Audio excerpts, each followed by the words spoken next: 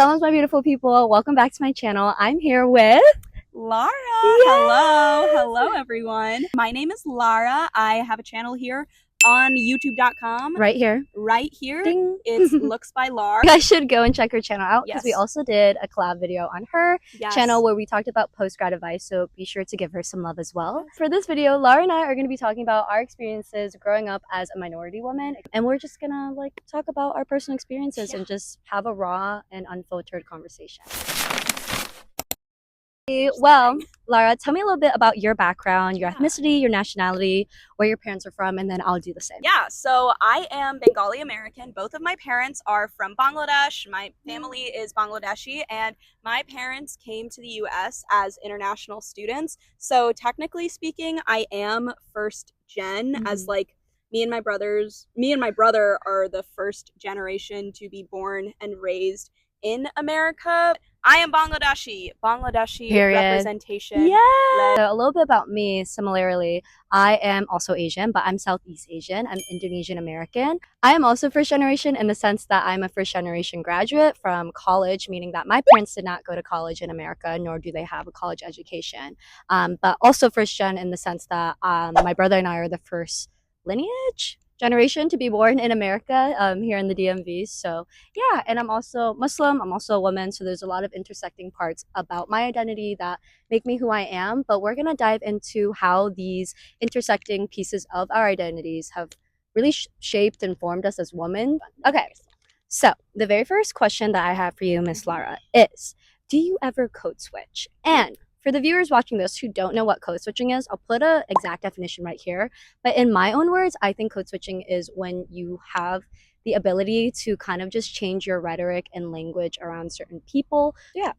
Do you code switch? Yeah, so it's actually so funny. When Miss Kim told me about all of these questions before we started filming, my inherent reaction to this question was, I don't think so, or I didn't really think I did code switch until I reflected more about how I specifically acted at the place that I used to work at. For context, I was the only minority in my entire office. And it was actually so crazy because I acted like a completely different person in my office versus just in my real life and how I act around my family and my friends. Yeah, or even too, just naturally, whenever I go to the store or order food at a restaurant, or am interacting with customer service employees, or even on the phone with a customer service rep, I feel like I always put on the customer service voice. Hi, my name is Lara.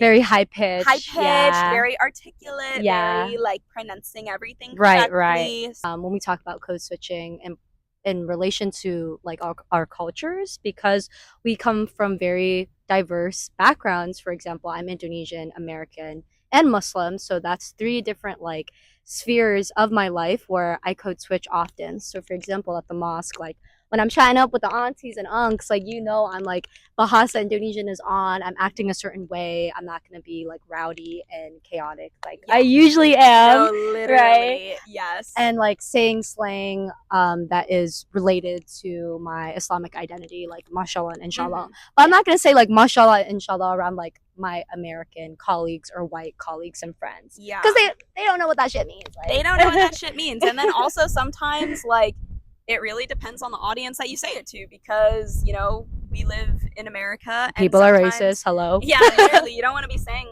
mashallah sister so and so in front of someone who right exactly. And so that leads to my second question for us, which is, did you ever have a whitewash phase? Girl, of course.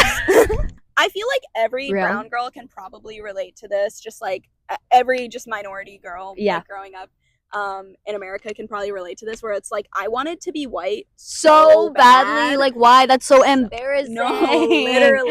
It's a Canada thing. It's a self-love journey. It's a self-growth journey. Very much so is. Yeah. And it's so funny because I feel even now I still feel pretty whitewashed as a Bengali American I don't think so. I'm here to validate you. Thanks, Queen. Thank you, Queen. It's so funny because I for sure had that whitewash phase when I was younger. Wanted to be white, wanted to be as American as possible. And then obviously you grow up, you grow out of that, And now I feel like almost this like guilt of like wanting to abandon my roots and abandon, my Yeah, culture. like why would I ever have that like thought in my head of, oh my gosh, Right. I'm embarrassed to be Indonesian, I'm embarrassed to be Muslim or whatever. Right. Or Yeah. yeah, Yeah. exactly. And then like now as an adult, I'm like, damn, like, Right. damn, I regret that, but like That's also growth. it's growth. Yeah. That For me, I did have a whitewash phase. I would try to insert pictures. Well, I'm hijabi now, so I would try to insert pictures of my hijabi whitewash phase, which is such a crazy statement from high school. Because a little fact about me, I grew up in one of the most whitest, most conservative towns in Maryland. It is the city, or not city, excuse me, it is the capital of Maryland, which is Annapolis, Maryland. And I always grew up as one of like the only hijabis like in school. I think there was one other hijabi. She was really cool. She was Indian American. And her and I had really similar experiences growing up in high school. But anyways, all of that to say, the environment that I was in growing up in Annapolis was super, super white. I'm talking about like Sperry's, Nike Crew socks, boats. Like everyone was wearing Vineyard Vines, having blonde hair and like blonde highlights and oh yeah. balayages was the Oh yeah. thing. And like this is when like Hydro Flask era, like Visco Girl, Visco Girl era was like on the rise, like 2016, 2020 era. But anyways, yeah, as Laura said, I think we all like we as an like collective Asian woman, minority woman, have that universal whitewash phase. I think we all sing. I think we're all good at singing. I think we all sing.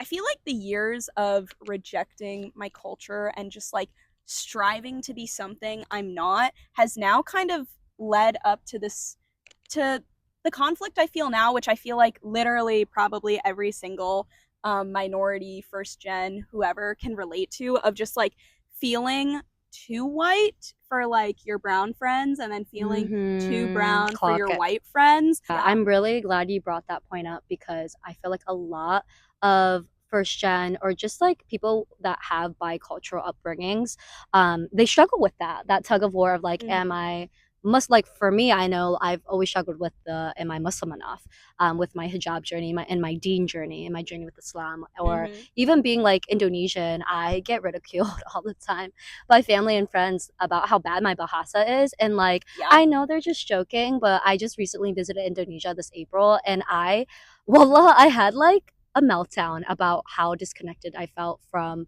my roots because people just kept commenting about how American I was, and it's like, is it my fault that No, I was just born? Like, y'all, is it my fault that I was born in America? Like, that was my parents' choice, and I hate that nowadays people use that against you to make you feel bad about your identity. Like, who are you to say I'm not Muslim enough or not brown enough or I'm not whatever? Like, I think it's beautiful that we have these intersecting parts of our identity that come together and make us who we are, and people need to stop like judging I each completely other agree and with that. hating.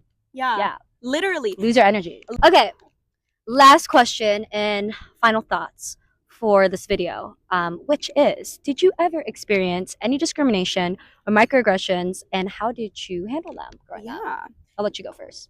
Yes. So, Lord.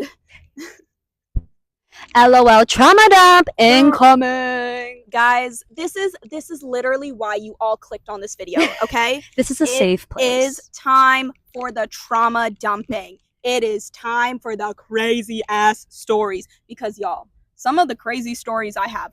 I'll start off with like a basic microaggression, two basic microaggression stories. One of them is more recent, but again, how I mentioned earlier that I was the only minority that worked like in my office building, and like for context, there was one other South Asian girl who there was a bee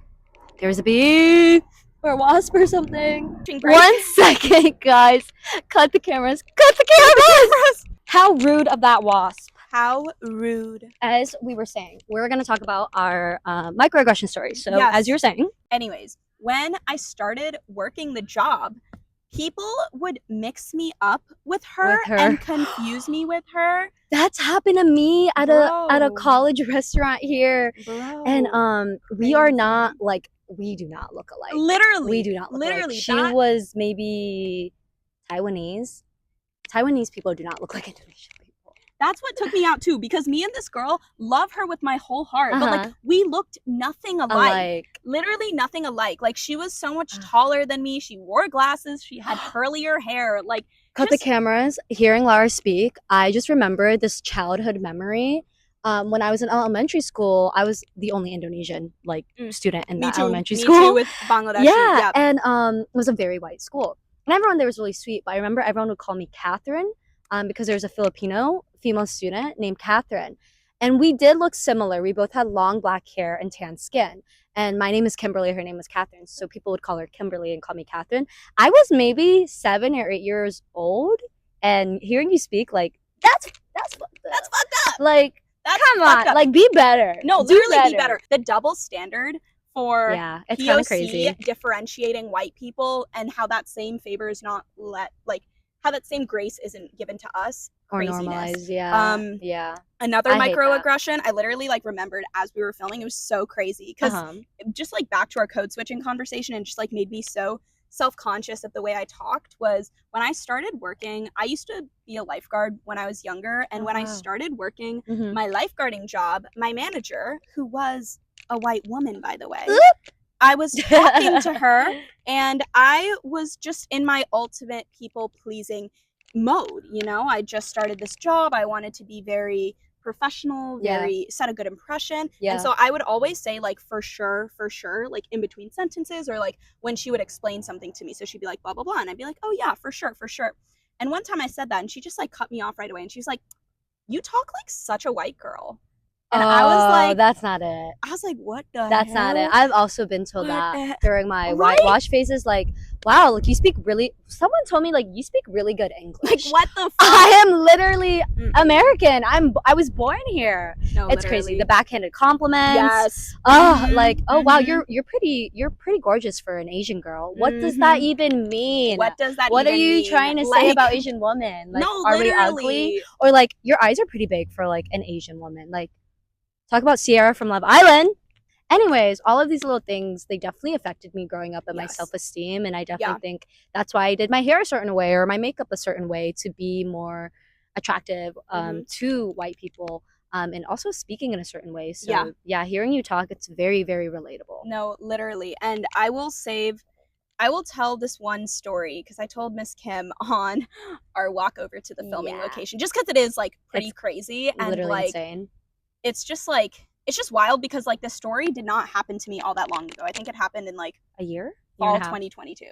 Yeah, like pretty recent in college, which is crazy at our grown age. What you're about to hear. No, literally fall 2021 actually. Sorry, but basically, long story short, it was like Halloween time. I was hanging out with someone who I had like recently become friends with, who I didn't really know all that well. And for context, me and my ex at the time, we were okay. I hope this is a safe space, because I'm about to admit some really embarrassing stuff right now. We were gonna dress up as characters from Attack on Titan, okay? We were gonna dress up as characters from Attack on Titan, okay? No, we love AOT. No, we love AOT. We love AOT. One thing about me, I'm a weirdo. Do you ever see? She's quirky. I'm quirky. Guys, she's different. Guys, I'm like not like other girls. That's completely a joke. Get to the point, Miss Laura. I'm sorry. Sorry, I'm just like having so much fun. Okay, anyways. I was going to dress up as Mikasa from AOT. Right. So I was going to have like the red scarf because that's her like character defining like thing, whatever. Mm-hmm. And I told this friend this, and he just looks me straight in the face and as a joke said, "Oh, so you're going to be Mikasa but in blackface." And just like smiled. Like, hello? What does that mean? My jaw was on the floor. Who says that? And he was like, "Oh, because like you're not Asian." And I was like, yo, who's gonna tell him? Hello. Who's gonna tell him that Bangladesh is literally in Asia? A literal idiot. No, I'm so sorry that happened to you. And it's okay. I feel like that's a very relatable story where we get people who kind of just assume your ethnicity. Mhm. Or I hate that game. Like, oh, let me guess your ethnicity. Like, no, let me just tell you. Let me tell you about myself. Like, no guessing, no assuming. Right. Unless I say Gross. yes. Yeah, of course. There's Unless I consent. say Yeah. yes, don't guess. Yeah, don't guess. Because Right. sometimes, no, not sometimes, oftentimes you're like completely wrong. So, Right. Yeah. yeah. Ugh, gross. Yeah. In middle school, I was a full time hijabi. I wore it every day. I wore it to school. And people would make like terrorist like jokes and bomb jokes. I don't know why I'm whispering that. Sorry.